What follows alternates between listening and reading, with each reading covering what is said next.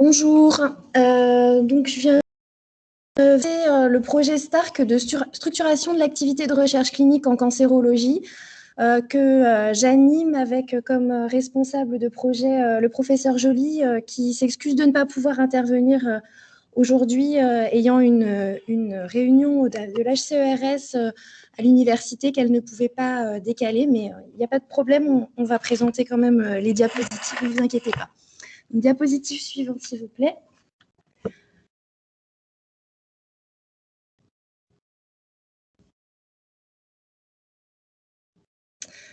Donc déjà en avant-propos, donc on avait fait le choix avec les coordonnatrices territoriales du projet STARC et le GIRC de vous proposer une présentation qui soit un petit peu interactive. Donc ce qu'on souhaiterait, c'est on va vous poser des questions auxquelles vous pourrez répondre en temps réel. C'est des questions qui sont faites sous Google Forms et qui vont apparaître soit sous forme de pop-up, soit sur lequel il faut que vous cliquiez, donc vous verrez un petit rond rouge. Soit ça va apparaître directement en fonction de la façon dont vous êtes connecté sur Teams. Et du coup, on pourra voir en temps réel les pourcentages des réponses. On ne verra pas qui a répondu quoi. Donc, il n'y a pas de mauvaise réponse de toute façon. C'est juste pour pouvoir avoir une présentation qui soit un peu plus interactive. Donc, on vous remercie à l'avance de bien vouloir jouer le jeu et de participer à notre présentation. Diapositive suivante, s'il vous plaît. Donc déjà, pour connaître un petit peu le profil aussi des personnes qui sont présentes avec nous, donc, on voudrait savoir si vous connaissez le projet STARC, si vous en avez juste entendu un peu parler comme ça, ou si vous le connaissez bien, ou si vous ne le connaissez pas du tout. Donc, si vous pouvez répondre pour qu'on voit un peu les personnes qui sont présentes. Donc, je ne sais pas si vous voyez bien les réponses, je suppose. Donc, pour le moment, ça bouge pas mal au niveau des réponses.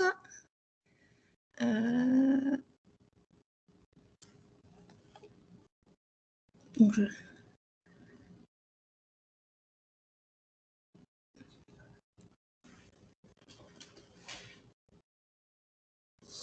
alors, du coup, a priori, on a à peu près la moitié des personnes qui ne connaissent pas du tout le projet et un petit peu plus de personnes plus de personnes qui ne connaissent pas du tout le projet. Donc, on va passer à la diapositive suivante, peut-être. Donc, on va vous présenter un peu ce qu'est ce projet. Donc, le projet STARC, ça a été décidé par finalement la suite de ce qui étaient les équipes mobiles de recherche clinique, puisque en fait, à l'issue du premier plan cancer, il y a eu des appels à projets qui ont été proposés en 2004 et 2006 par l'INCa, par la DGOS, pour essayer de mettre en place des équipes mobiles de recherche clinique.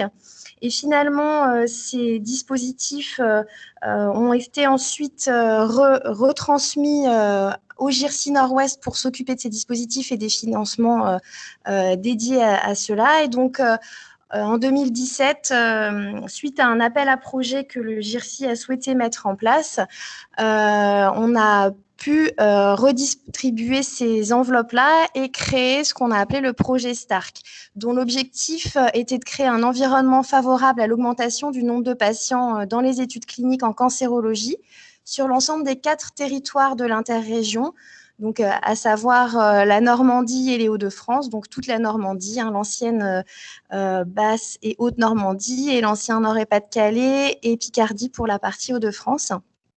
Chacun des 4 territoires devait en fait proposer un projet sur l'appel d'offres du GIRC. Et puis après, les financements ont été évalués en fonction d'un certain nombre de critères. Et donc, le but, c'est aussi de permettre aux patients d'avoir un accès à l'innovation pendant les projets de cancérologie, quel que soit l'endroit où le patient est pris en charge. Diapositive suivante, s'il vous plaît. Donc, les objectifs principaux du projet STARC sont listés ici. Donc, un des objectifs principaux, c'est donc d'augmenter le recrutement des patients dans tous les types d'établissements de santé, de couvrir et de mailler l'ensemble du territoire, de favoriser l'accès à l'innovation thérapeutique, notamment dans les établissements de recours, permettre aux patients d'accéder à des essais complexes et des essais de phase 1 et de phase 2. Organiser et améliorer l'accès des patients, surtout pour les patients qui se retrouveraient en impasse thérapeutique ou qui sont dans des situations de recours. Donc, leur permettre d'avoir accès à des traitements qu'ils ne pourraient peut-être pas avoir s'il n'y avait pas des essais en cours. Promouvoir l'inclusion aussi de certaines populations de patients, notamment les patients en pédiatrie, en gériatrie et puis dans certaines niches de cancer. Mettre en place une organisation qui soit partagée avec tous les acteurs, à la fois les établissements du public, du privé, les réseaux régionaux de cancérologie, de mettre tout le monde autour de la table pour essayer de trouver une organisation qui soit la plus qui permette la meilleure prise en charge possible pour les patients dans les essais cliniques. Donc, le but, c'est d'avoir une définition claire, une lisibilité et une visibilité du rôle et des missions de chacun et de créer un environnement favorable pour que tous les acteurs puissent essayer de proposer des projets et permettre aux patients d'accéder à la recherche et à l'innovation. Diapositive suivante, s'il vous plaît. Donc, du coup, une petite question. Donc, selon vous, quels établissements peuvent participer au projet STARC ? Vous avez plusieurs réponses possibles à cette question. Donc, je vous laisse quelques instants pour y répondre, s'il vous plaît. Éventuellement, si vous ne voyez pas le pop-up qui apparaît, il faut aller dans la conversation. En haut, il y a un petit bouton rouge normalement qui doit apparaître. Et vous cliquez dessus, normalement, l'écran Force apparaîtra. Vous puissiez rentrer directement dans la... non pas dans la conversation. Donc, du coup, les réponses possibles, je ne vois pas les réponses. Alors, donc, pour le moment, donc on a, tout le monde n'a pas encore répondu. Donc, pour le moment, on a 48 votes et donc dans les votes, les gens mettent bien les centres universitaires, les centres hospitaliers généraux, les établissements privés à but non lucratif, les cliniques privées. En fait, finalement, tous les types d'établissements, vous pouvez passer à la diapositive suivante, s'il vous plaît, tous les types d'établissements qui font de la cancérologie et qui sont dans l'interrégion peuvent demander à participer au projet STARC, que ce soit des cliniques privées, des hôpitaux généraux, des centres universitaires. Diapositive suivante, s'il vous plaît. Donc là, on vous a répertorié les établissements qui, à l'heure actuelle, participent au projet STARC. Donc, vous voyez la répartition des établissements. Donc, il y a les 4 CHU, les 3 CLCC et actuellement, il y a 27 centres hospitaliers et 26 établissements privés qui participent à ce projet et qui sont répartis sur l'ensemble des 4 territoires avec un peu plus d'établissements au niveau des Hauts-de-France. Diapositive suivante, s'il vous plaît. Donc, le projet STARC a une organisation qui a été définie dès son initiation. Et donc, vous pouvez voir qu'il y a à la fois une organisation avec un projet par territoire. Donc, chaque projet de territoire est coordonné par une coordonnatrice territoriale. Dont vous avez les coordonnées ici et qu'on vous remettra de toute façon à la suite et qui vous présenteront certaines particularités du projet suite à ma présentation. Et puis également, il y a ce qu'on appelle la CCIRC, la cellule de coordination interrégionale de la recherche clinique en cancérologie, qui a pour but de permettre une cohérence interrégionale au travers de la mise en place de cette cellule qui va avoir un rôle de conseil et d'orientation pour les projets à l'échelle interrégionale. Diapositive suivante, s'il vous plaît.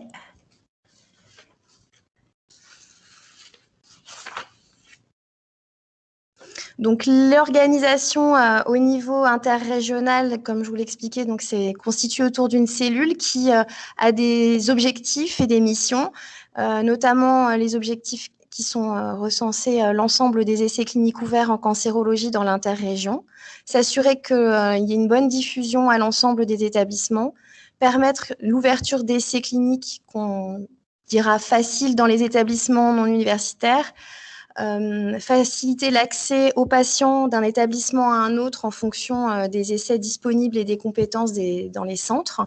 Donc, permettre, si dans un centre, on n'a pas la possibilité d'avoir un essai clinique ouvert pour certains types de patients, permettre un adressage facilité de ces patients dans un autre centre qui aurait peut-être un essai intéressant pour le patient. Recueillir et analyser les indicateurs d'activité pour s'assurer finalement que le projet qui est mis en place est efficace et que il y a bien que les choses qui ont été mises en place sont efficaces et qu'il n'y a pas des choses qu'il faudrait revoir pour réorienter notre stratégie. Identifier également les difficultés éventuelles qui peuvent être rencontrées par les établissements de l'interrégion pour participer et développer l'activité de recherche clinique, puisqu'on sait très bien que tous les établissements ne sont pas au même stade de développement et n'ont pas forcément les mêmes velléités à faire de la recherche, et identifier les freins qui pourraient être levés grâce à des solutions qu'on pourrait apporter dans le cadre de ce projet. Et proposer également et mettre en place des outils ou actions correctives pour améliorer ce qui existe déjà, pour permettre finalement d'augmenter l'activité de recherche clinique en cancérologie et suivre l'ensemble de ces actions à l'échelle interrégionale. Diapositive suivante, s'il vous plaît. Après, au niveau territorial, donc il y a des organisations qui sont propres à chaque territoire. Donc, j'insiste vraiment sur ce point-là, puisque comme je vous l'expliquais au démarrage, dans l'appel à projet, chaque territoire a proposé un projet qui tient compte de ses particularités. Et donc, les effectifs et les fonctionnements dans chaque territoire sont adaptés aux particularités du territoire et aux enveloppes qui leur auront été accordées. Mais de manière globale, on retrouve toujours une organisation commune avec un comité de pilotage qui est constitué des représentants des établissements qui participent au projet STARC et qui va être animé par le coordonnateur territorial. Un coordonnateur territorial de façon systématique. Et puis, selon les enveloppes et les fonctionnements, donc on aura plus ou moins des arcs dans les établissements de recours, c'est-à-dire au sein des CHU et des CLCC, et plus ou moins d'arcs mobiles qui vont se déplacer dans les établissements de proximité. Diapositive suivante, s'il vous plaît. Donc, selon vous, quelles sont les aides que vous pouvez, dont vous pouvez bénéficier dans le cadre du projet STARC? Donc là, c'est une question avec plusieurs réponses possibles également pour essayer de vous montrer un petit peu ce qu'on peut vous proposer et ce qu'on ne peut pas vous proposer. Donc, je vous laisse le soin d'y répondre. Donc, on avait mis en réponse 1, proposer de nouvelles études aux établissements et des outils de suivi.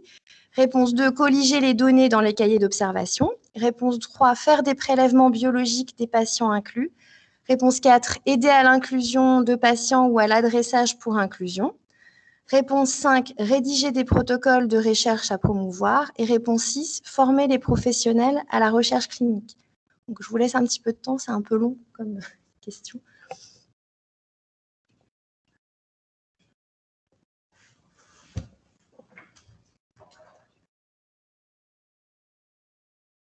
Vous avez normalement un petit ascenseur pour pouvoir faire défiler les réponses aux questions quand vous êtes sur l'outil qui vous propose le sondage.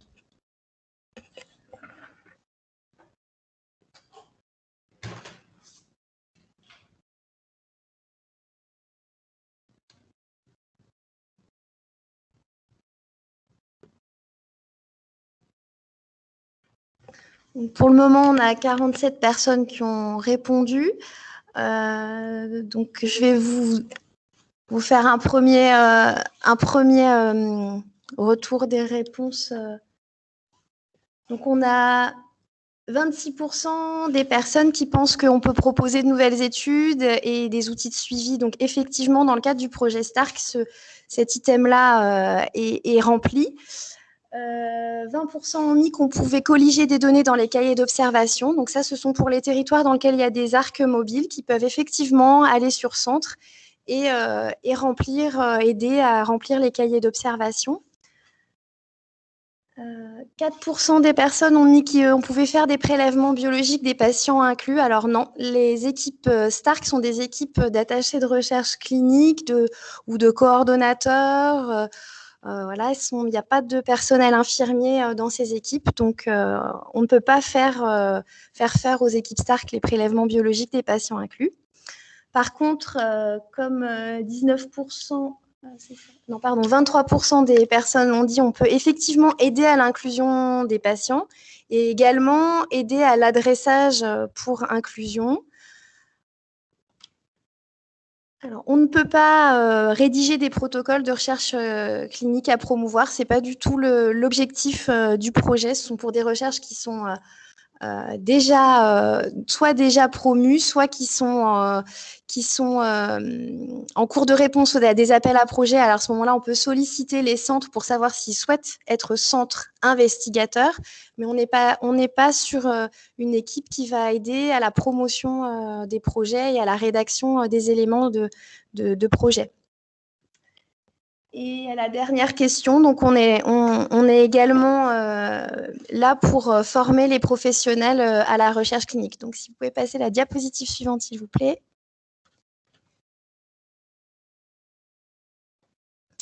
Voilà, donc comme je vous le disais, les aides apportées donc, sont modulées selon les projets et les ressources du territoire. Si vous souhaitez avoir des précisions sur ce que vous pouvez avoir comme aide au sein de votre territoire, je vous remercie de vous rapprocher des coordonnatrices territoriales. Donc, vous avez forcément, en fonction de votre territoire, une coordinatrice rattachée. Et puis, la suite de la présentation, on va vous montrer, vous illustrer quelques aides qui peuvent être apportées dans le projet par les 4 coordonnatrices territoriales qui vont chacune s'attacher à un point qu'on a choisi dans le cadre de cette présentation aux journées du GIRSI. Diapositive suivante. Voilà. Merci Marie. On va donc laisser la parole à Nadjet Benouaré. Et comme tout à l'heure, les questions, si vous avez des questions, bien sûr, vous pouvez les poser dans le chat et éventuellement prendre la parole à la fin de la présentation. On vous laissera un petit temps de questions. Nadjet. Bonjour, je suis Nadjet Benouaré, je suis la coordinatrice territoriale 2776 et je vais vous parler de l'aide à l'investigation que l'Arc Mobile peut apporter dans le cadre du projet STARC. Diapo suivante, s'il vous plaît. Alors, on commence par une question. Savez-vous combien d'arcs mobiles font partie du projet STARC? Entre 0 et 5, entre 5 et 10 ou entre 10 et 15?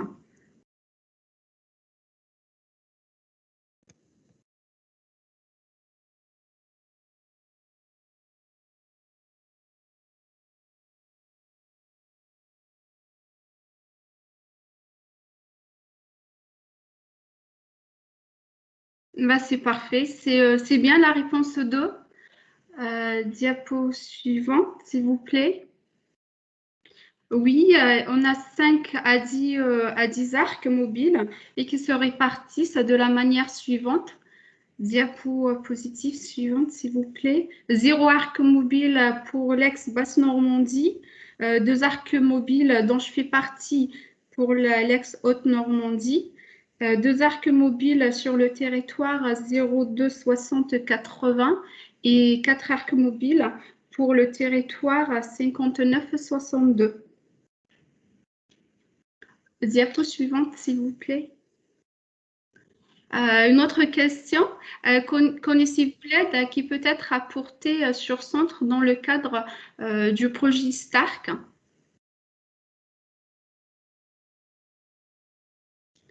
Je laisse une petite...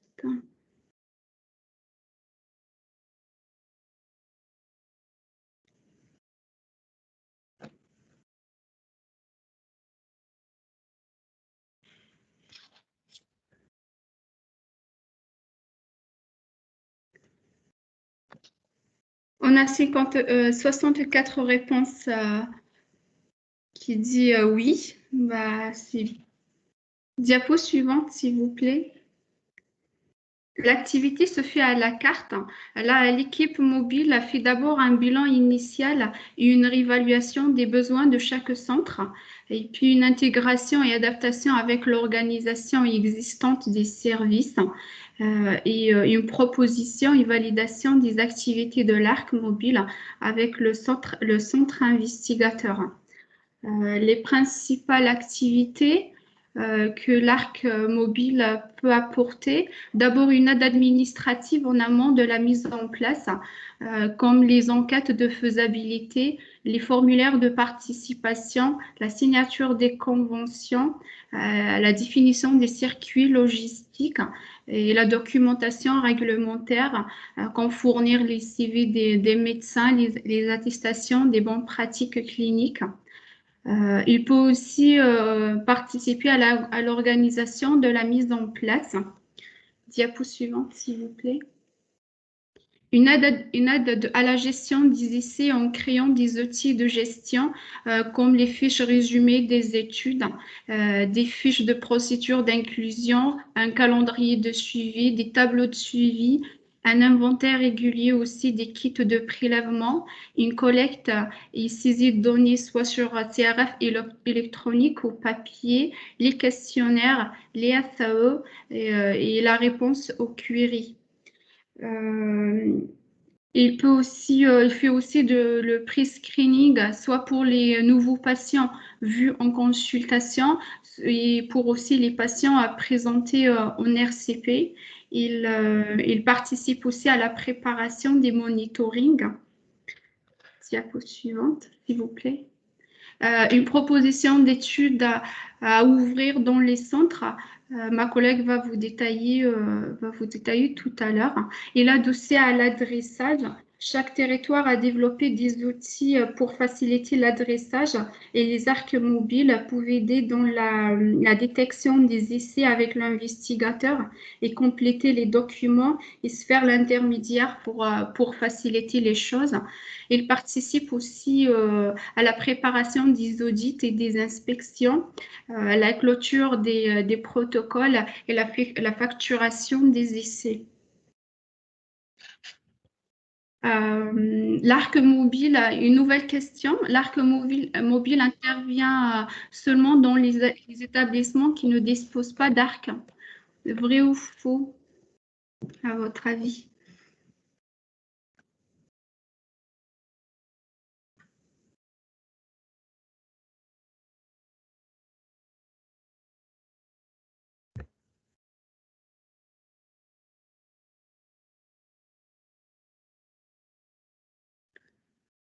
« 90 réponses qui disent que c'est faux. Ben c'est ça.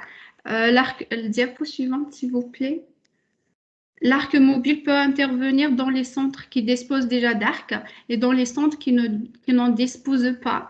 Il s'adapte avec les arcs du centre s'il existe des arcs déjà. Il s'adapte aussi aux besoins des médecins et il s'adapte aussi au fonctionnement de chaque centre. Je passe la parole à ma collègue.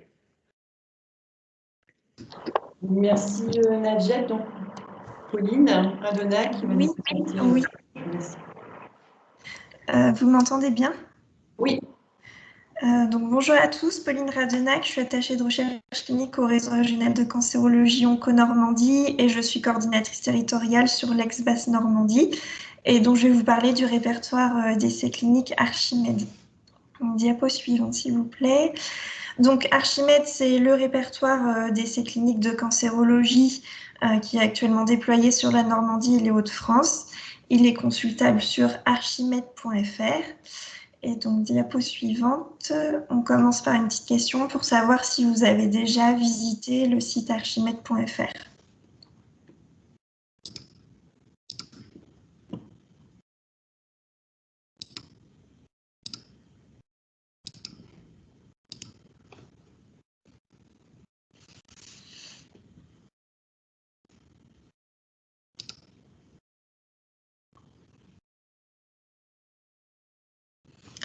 Bon, du coup, c'est à peu près 50-50. Donc, ça tombe bien. Diapositive suivante, s'il vous plaît. Donc, le but du site, c'est de permettre à tous d'avoir la connaissance des essais cliniques de cancérologie ouverts aux inclusions. L'outil a été développé en juillet 2017 par Onco-Normandie et il a commencé à être utilisé sur l'ex-Basse-Normandie en septembre 2017. Et puis, il y a ensuite eu une décision d'extension à l'interrégion Nord-Ouest en 2018. Il permet de faciliter l'adressage de patients entre centres de faciliter l'identification d'une étude qui serait disponible pour un patient donné et de favoriser la connaissance des essais à ouvrir, puisque un professionnel qui voit une étude qui ouvre dans un autre centre peut très bien se dire, ben voilà, ça c'est quelque chose que je pourrais faire aussi dans mon centre. Diapositive suivante. Donc voilà, donc là c'est une capture d'écran de la page d'accueil du site. Et on a actuellement 4 sites territoriaux, 4 sous-domaines pour chaque territoire. Diapositive suivante. Et donc, on a également sur la page d'accueil un moteur de recherche qui permet une recherche interrégionale. Donc, il y a différents filtres pour voilà, présélectionner déjà les études. On a la possibilité, donc il y a un filtre ouvert là, de faire une recherche sur toute l'interrégion ou de sélectionner plutôt un ou plusieurs territoires. Chaque territoire est administré par une coordinatrice territoriale. Et donc, en fait, ce sont actuellement donc, 4 bases de données différentes qui se recoupent quand on fait une recherche dans l'interrégion. Ce qui signifie que les filtres et les critères de recherche avancés, je vais vous en parler ensuite, sont concertés entre les territoires pour avoir quelque chose d'homogène sur le site. Donc, on peut rechercher les essais par spécialité, localisation. On utilise la classification SIN10. Et puis, il y a d'autres filtres, la situation thérapeutique, le type de traitement, la ligne de traitement. On peut aussi faire une recherche, il y a une barre de recherche en texte libre en mettant directement le nom de l'essai ou le numéro Clinical Trials.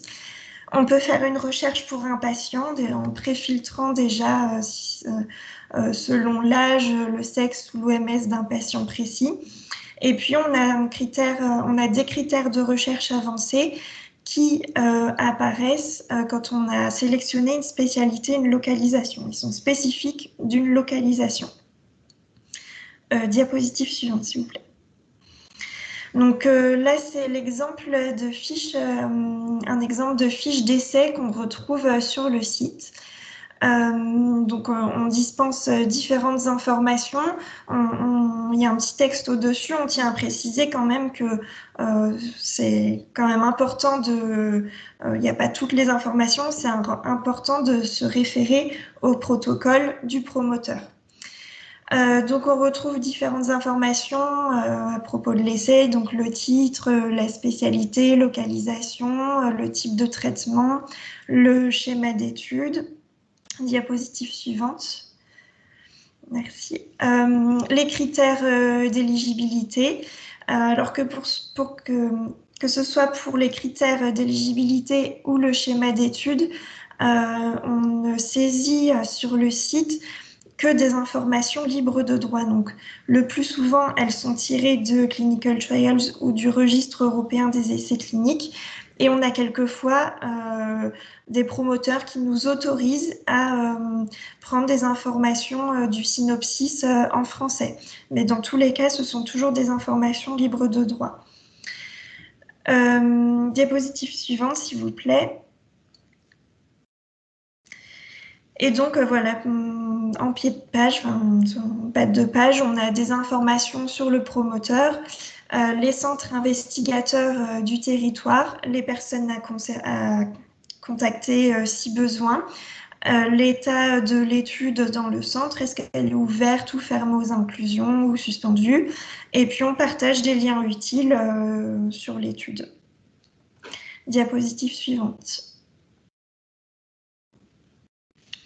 Donc, une autre question, d'après vous, combien d'études ouvertes aux inclusions dans l'interrégion Nord-Ouest sont actuellement saisies dans Archimède?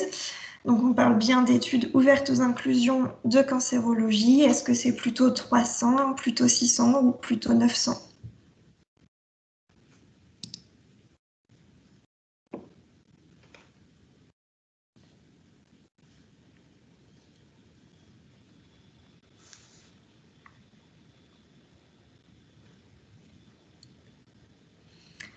Donc, il y a plutôt une majorité qui dit environ 300.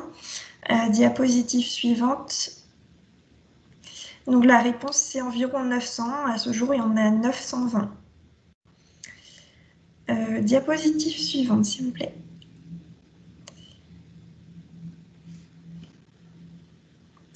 Donc voilà, donc ici, c'est une capture d'écran de...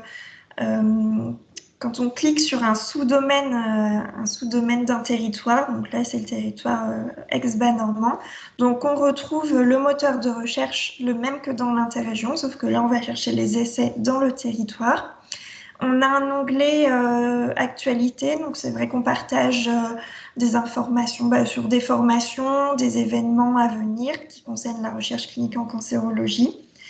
On a un onglet arbre décisionnel, donc diapositive suivante, s'il vous plaît. Voilà, donc ce sont deux exemples. Il y a certains territoires qui ont décidé de créer des arbres décisionnels, donc qui reprennent les essais cliniques ouverts aux inclusions par spécialité. Diapositive précédente, s'il vous plaît. Précédente. Voilà, parfait, merci. Donc voilà, il y a aussi un onglet adressage. On partage des documents pour faciliter l'adressage, donc des fiches d'adressage, les coordonnées des contacts, etc. Et un onglet newsletter, donc deux diapositives après, s'il vous plaît. Voilà, donc cet onglet newsletter, il est disponible et sur le site général et sur les sous-domaines des territoires. Donc on a la possibilité de s'abonner à une newsletter en choisissant le ou les territoires souhaités, le ou les organes souhaités et la fréquence de réception. Et on reçoit une newsletter automatique sous forme de mail avec les actualités, les ouvertures et les fermetures d'études et les mises à jour d'arbres décisionnels. Diapositive suivante. Donc quelques chiffres sur la consultation du site. Donc entre le 1er janvier 2018 et le 31 décembre 2020, on avait un peu plus de 192 000 pages vues, presque 40 000 sessions de consultation du site, et ça représente environ 162 pages consultées chaque jour. Et donc en dessous, on a un petit graphique du nombre d'utilisateurs par mois entre janvier 2018 et mars 2021. Et donc, on voit que le site est de plus en plus consulté. Et donc, je passe la parole à ma collègue Elodie. Merci, Pauline. Elodie, laisse la parole. Donc, bonjour à toutes et à tous. Je suis la coordinatrice territoriale donc, pour le territoire 02 64 20. Et nous allons voir ensemble la diffusion des études menées par les équipes STARC. Diapositive suivante, s'il vous plaît. Donc, on va commencer par une question. Avant que je vous explique le fonctionnement de cette diffusion et le but, est-ce que vous avez déjà été sollicité, est-ce que vous avez déjà reçu une nouvelle proposition d'étude provenant de notre part?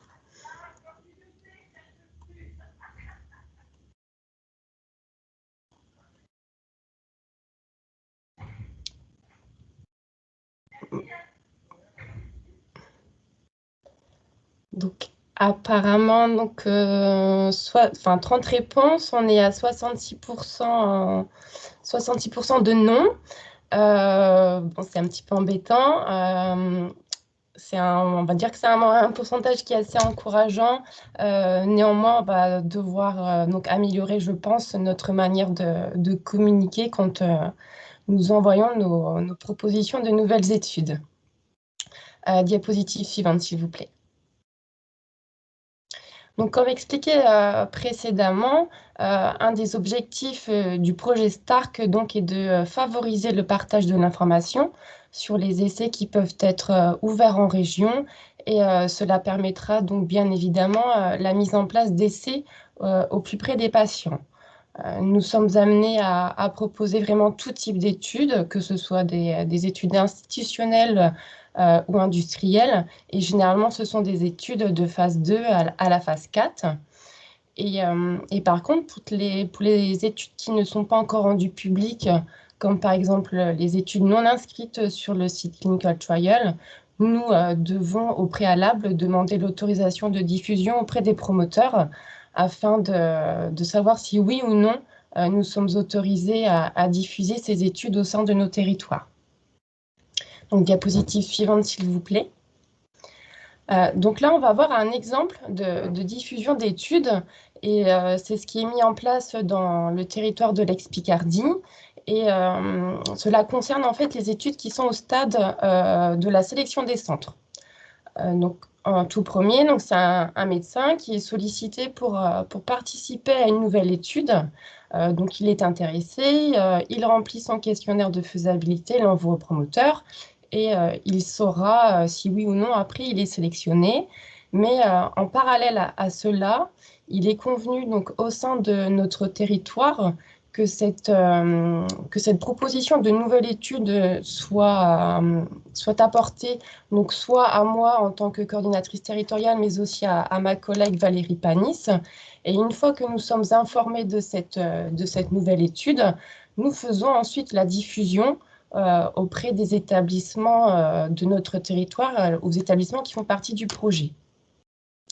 Par contre, ça va être une diffusion qui sera ensuite dirigée, c'est-à-dire que nous allons diffuser uniquement l'étude à l'établissement pour lequel il est susceptible d'être intéressé de par le domaine thérapeutique, mais également cette étude ne sera diffusée que si l'établissement est en mesure de prendre en charge ce type d'études. C'est-à-dire qu'en fonction de la complexité, de la logistique ou alors des moyens demandés, cette étude sera diffusée à tel ou tel établissement. Donc ensuite, les établissements sont libres de répondre à cette faisabilité. Il n'y a vraiment aucune obligation à y répondre favorablement. Et si l'établissement est intéressé, c'est lui-même qui répond au questionnaire de faisabilité et qui l'envoie au promoteur. Donc là, en fait, vous voyez bien que l'intérêt de cette diffusion, c'est d'essayer d'augmenter le nombre de centres participants à une étude au sein du territoire. Après, il faut savoir que chaque territoire fonctionne à sa façon. Il y a des petites subtilités. Par exemple, certaines coordinatrices font une veille des études qui sont actuellement ouvertes aux inclusions et voient ensuite s'il est possible ou non d'apporter de nouveaux centres. Mais il est également possible que les coordinatrices proposent d'autres centres pour de nouvelles études lorsqu'elles sont amenées à rencontrer des promoteurs, que ce soit des promoteurs institutionnels ou industriels.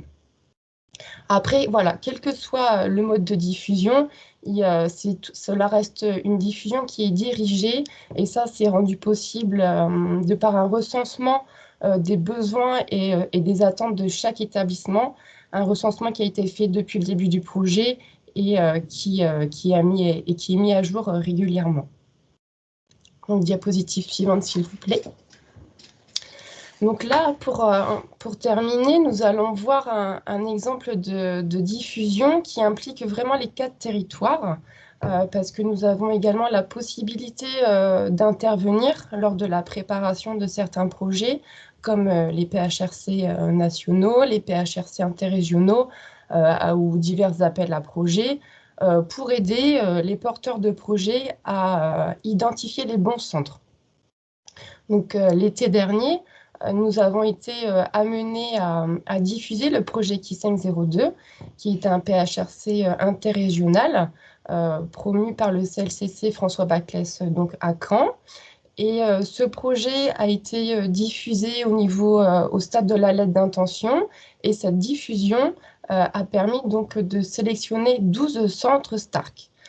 Comme vous pouvez le voir, donc, il y avait 6 établissements du territoire ex-Nord-Pas-de-Calais, 4 pour la Basse-Normandie, un établissement également pour la Haute-Normandie et pour terminer, donc, un établissement pour l'ex-Picardie. Donc, diapositive suivante, s'il vous plaît.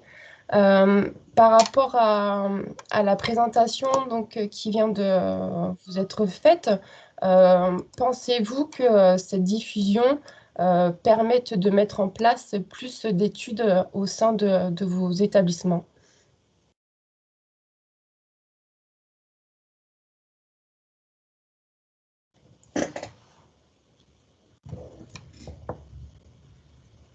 Bon, apparemment, c'est un 100%. C'est une bonne nouvelle. On va passer à la diapositive suivante avec la dernière question. Selon vous, combien de propositions d'études par an sont envoyées par les coordinatrices territoriales? Donc, réponse 1 entre 50 et 80, réponse 2 entre 80 et 110, et 3 plus de 110.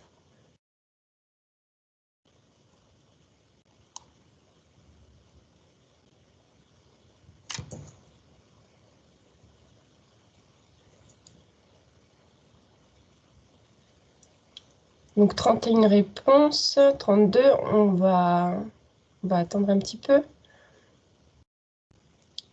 Donc, diapositive suivante, s'il vous plaît. Donc, il faut savoir qu'en 2019, ce sont donc 102 études qui ont été diffusées sur l'ensemble des 4 territoires. Donc, la réponse était entre 80 et 110. Voilà, je vous remercie et je laisse la parole à Maude.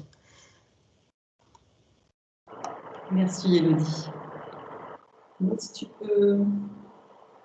Bonjour, est-ce que vous m'entendez correctement? Oui, on t'entend très bien. Très bien. Donc pour ma part, je vais vous présenter les formations proposées par les équipes Stark. Donc diapositive suivante, s'il vous plaît. Donc la proposition de formation répond à l'un des objectifs qui vous a été présenté au début de cette présentation. Donc, à savoir inciter les acteurs à innover en créant un environnement favorable à l'amélioration de la prise en charge des patients, à la recherche et à l'innovation. Puisque les événements que nous organisons visent non seulement à permettre l'amélioration des connaissances, mais aussi à renforcer le maillage territorial en offrant la possibilité aux professionnels de la recherche clinique en cancérologie de se rencontrer et d'échanger sur des problématiques communes à ces occasions. Donc, diapositive suivante. Donc, les thématiques abordées lors des formations concernent évidemment la recherche clinique, mais aussi des sujets plus généraux sur la recherche clinique. Pardon, je me suis trompée. Je voulais dire que ça concernait soit les sujets en cancérologie, soit sur la recherche clinique. Donc, à titre d'exemple, parmi les formations réalisées dans la thématique cancer, il y a eu la biologie moléculaire, les cytotoxiques et les hormonothérapies, ou encore le cancer du poumon. Et parmi les sujets généraux sur la recherche clinique, il peut s'agir de cours sur les évolutions réglementaires, les audits et inspections, ou encore la pharmacovigilance. Diapositive suivante, s'il vous plaît. Donc, avant la crise sanitaire, les formations se déroulaient essentiellement en présentiel, avec un nombre de participants allant de 15 à 140 personnes, comme vous pouvez le voir. Et depuis l'an dernier, comme tout le monde, nous avons dû nous adapter à la situation et nous avons alors privilégié la réalisation des formations par visioconférence avec un nombre de participants allant de 10 à 80. Donc, les personnes qui sont invitées à participer à ces événements sont des professionnels de la recherche clinique, donc majoritairement des attachés de recherche clinique, mais aussi des chefs de projet, des médecins ou encore des pharmaciens. Les intervenants sont des spécialistes volontaires issus des établissements adhérents à Stark. Donc, chaque territoire a ses spécificités, avec par exemple des formats différents. Dans certains territoires, les formations sont organisées sous forme d'ateliers. Dans d'autres, il va s'agir de soirées thématiques ou encore de cours en amphithéâtre.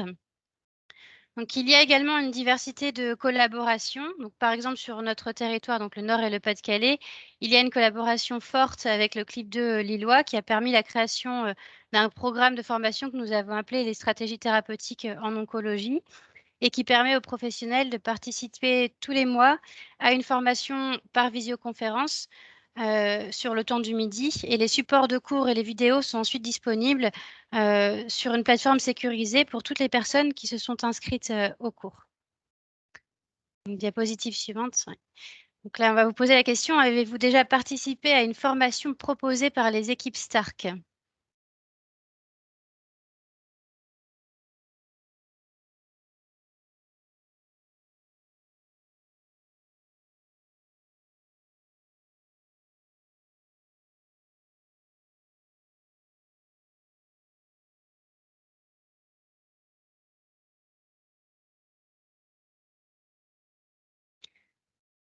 Donc, on a actuellement une quarantaine de réponses et on a 43% de oui et 57% de non.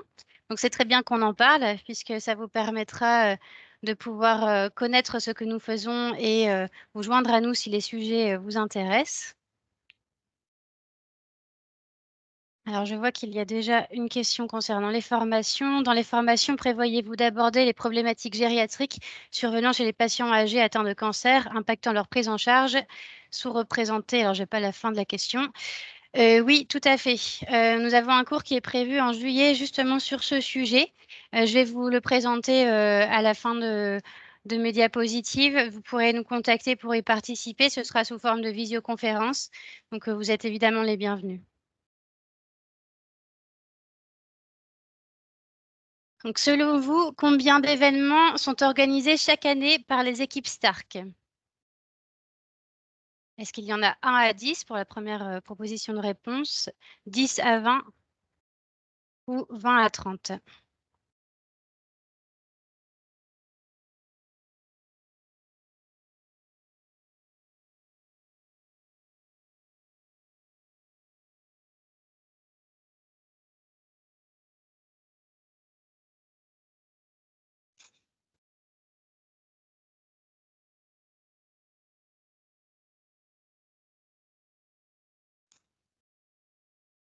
Donc, nous avons 44 votes actuellement et donc majoritairement 10 à 20 événements organisés chaque année. Alors, il y a une petite erreur, c'est un peu plus. On a pris comme exemple, donc diapositive suivante, voilà, l'année 2019, puisque c'était une année, on va dire, habituelle, puisqu'il n'y avait pas de contexte sanitaire particulier. On avait 22 formations qui ont été organisées par les équipes Stark sur les différents territoires. Donc, voici la liste des prochaines formations. Vous pourrez participer à des formations sur les bonnes pratiques cliniques. Bien évidemment, c'est pour les professionnels des établissements adhérents à Stark. Donc, pour les bonnes pratiques cliniques, c'est à la demande. Il faut contacter les équipes Stark pour l'organiser dans vos établissements. Sinon, vous avez donc par visioconférence la prise en charge des cancers colorectaux le 15 avril prochain, la prise en charge des cancers thoraciques le 11 mai, les audits et inspections le 11 juin, la prise en charge des cancers du sein le 15 juin et donc ce dont je parlais tout à l'heure, la prise en charge des patients en oncogériatrie le 6 juillet prochain.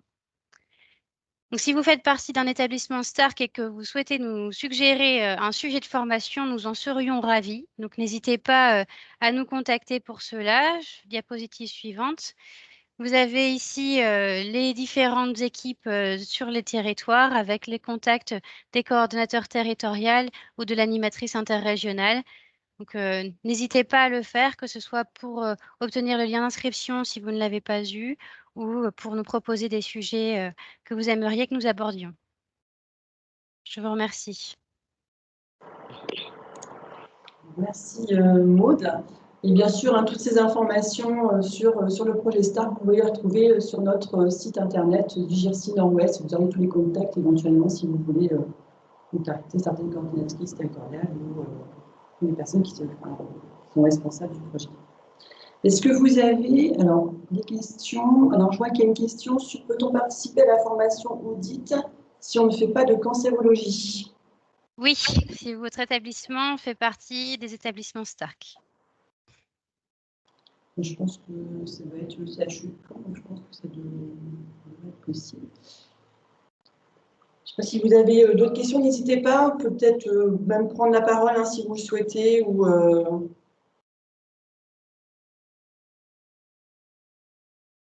vous poser vos questions dans le chat.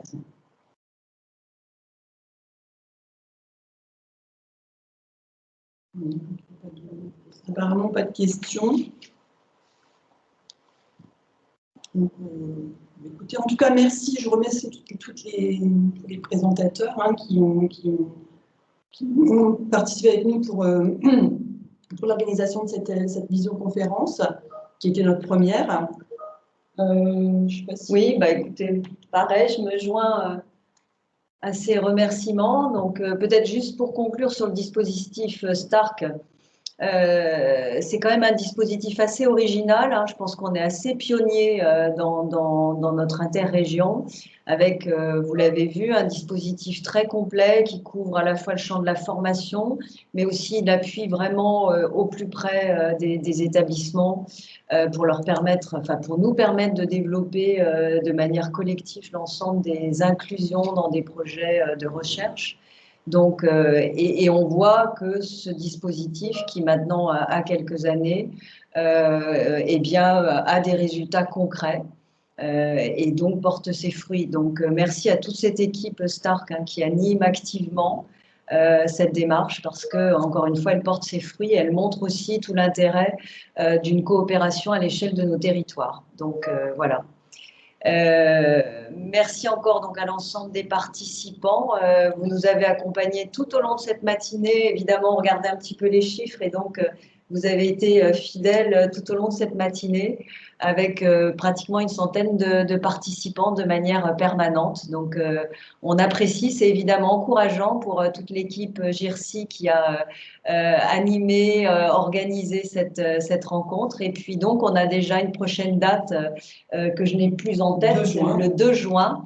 Et donc, on espère vous retrouver le 2 juin pour à nouveau une micro-visioconférence de 2 heures. Voilà. À très bientôt à tous. Bonne journée à tous. Au revoir. Au revoir.